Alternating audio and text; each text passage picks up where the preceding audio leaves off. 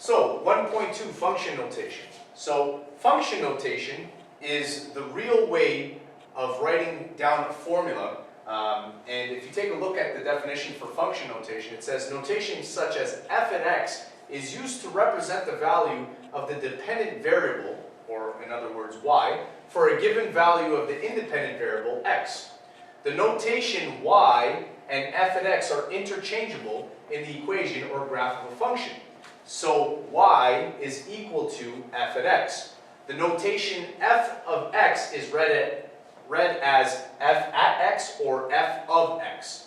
The symbols f at x, g at x, and h at x are often used to name the outputs of functions, but other letters are also used, such as v at t for velocity as a function of time. So before we start doing the examples, I just want to open up a blank document here. And let's go over what this said. Now, instead of writing y, we are now going to start writing f of x. Those two things are the exact same. They are equal.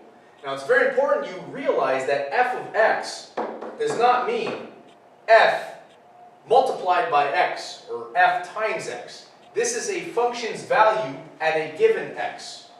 Okay, so this is a function's value at a given x. So, for instance, if I have the formula of y equals, let's say, x squared, which is a parabola,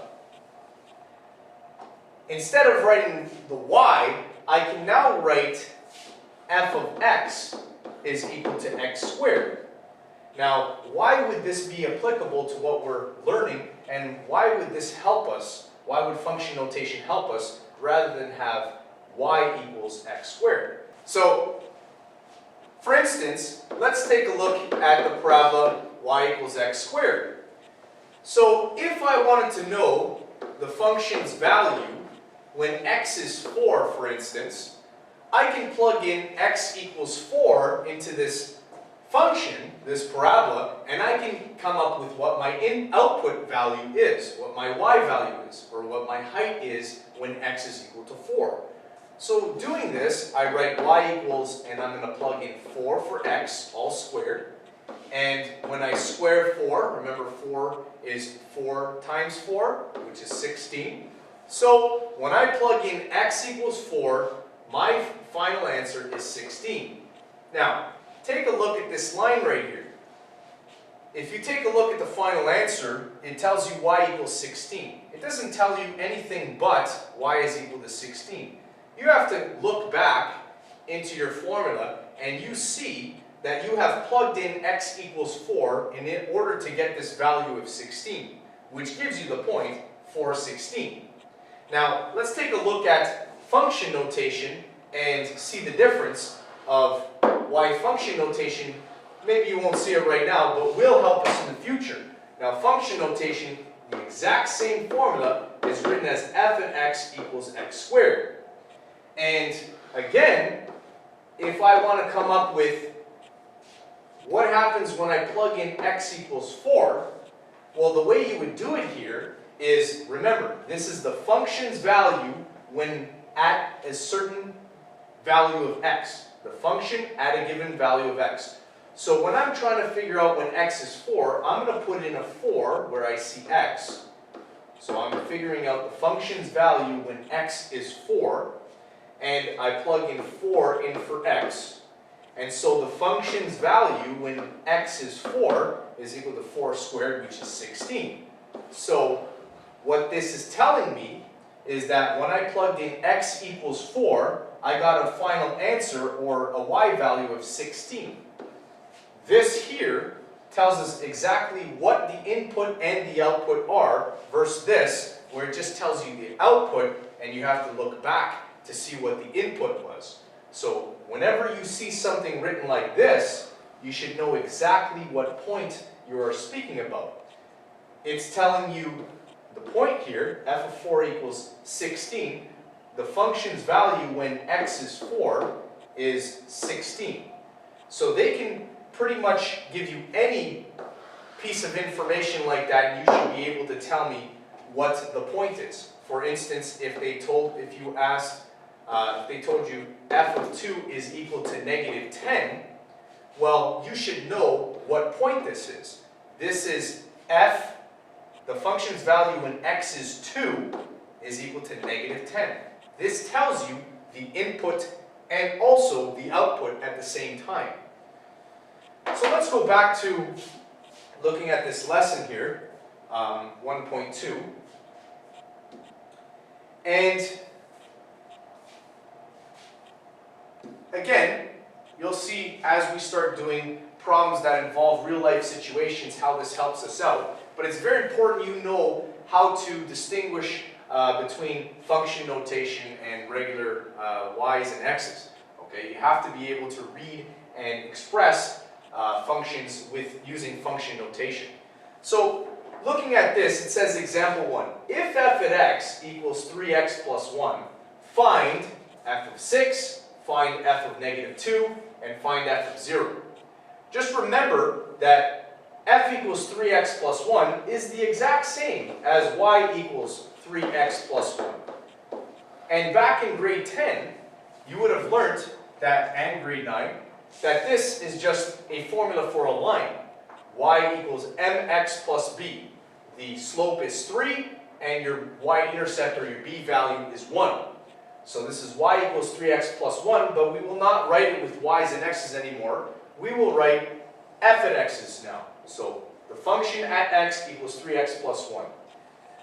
So if it wants us to figure out what f of 6 is, that's no problem. We can figure out what f of 6 is by plugging in x equals 6. We want to know the function's value when x equals 6. We know that the formula for this is 3x plus 1. F of x is 3x plus 1. So if I'm plugging in f of 6, instead of writing an x, I'm writing a 6. So this will be 3 times 6 plus 1. So f of 6 is equal to 18 plus 1, or f of 6 is equal to 19. This is telling me when I put an input or an x value of 6, my y value or my height, my output is 19. So the point here is 6, 19. For this one here, f of negative 2, I'm going to do the exact same thing. I know the formula is f at x equals 3x plus 1. And if I plug in x equals negative 2, this is the function when x is negative 2 is equal to 3 times negative 2 plus 1. So f of negative 2 is going to be equal to 3 times negative 2, which is negative 6, plus 1. So f at negative 2 is equal to negative 6 plus 1 is negative 5.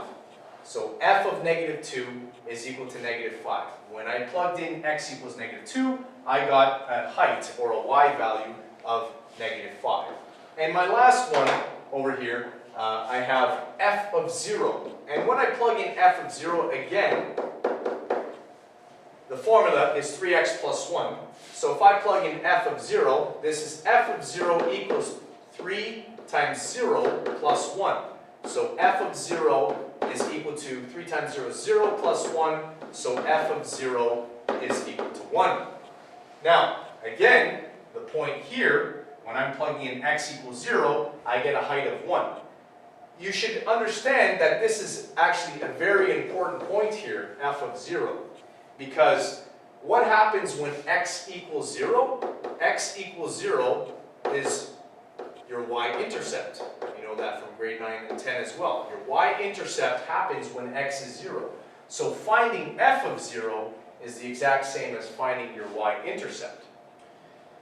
So, taking a look at this, it asks us in part D to sketch the graph of f and x and the points at the points above. So before I erase that actually, I'll first come up with the table of values of the 3 points that we've come up with. And so the table of values, x, and instead of writing y, we're going to write f at x because that's the same thing. Again, when I plugged in x equals 6, I got an answer of 19. When I plugged in x equals negative 2, I got an output of negative 5. And when I plugged in x equals 0, I got an output of 1. These are the 3 points that I figured out from what they've asked me to figure out. Now, of course, when I go to plot these 3 points, it says, if you connect the points, what shape do they make? Well, clearly, we know that the formula for this is a line, so they should, in fact, plot out to be a line and connect to be a line. So, let's just erase this over here, and let's plot this on the Cartesian plane using these points here. 6, 19, negative 2, 5, and 0, 1. So if I do that, I'm going to have to try to plot this so I can fit everything here. I have 6, 19, which is a point pretty far up there. Of course, using a ruler and graph paper are best. And then I will count, I'll do 0, 1 first. Plot this in green. 0, 1, right there. That's your y-intercept. The next point, negative 2, negative 5. So negative 1, negative 2, negative 1, 2, 3, 4, 5, right there. And then my last point is 6, 19. Let's hope I have enough room here. 1, 2, 3, 4, 5, 6. And then 1, 2, 3, 4, 5, 6, 7, 8, 9, 10, 11, 12, 13, 14, 15, 16, 17, 18, 19. Somewhere all the way up here, which I didn't have enough room for. But if you did have enough room for it and you actually drew this and graphed this and had a ruler, that would end up being a straight line, and you would then label it as f of x equals 3x plus 1. And that is the line that you've just made, and make sure you have arrows on both sides. Okay? So, again, f of x is the function's value at x and not f multiplied by x.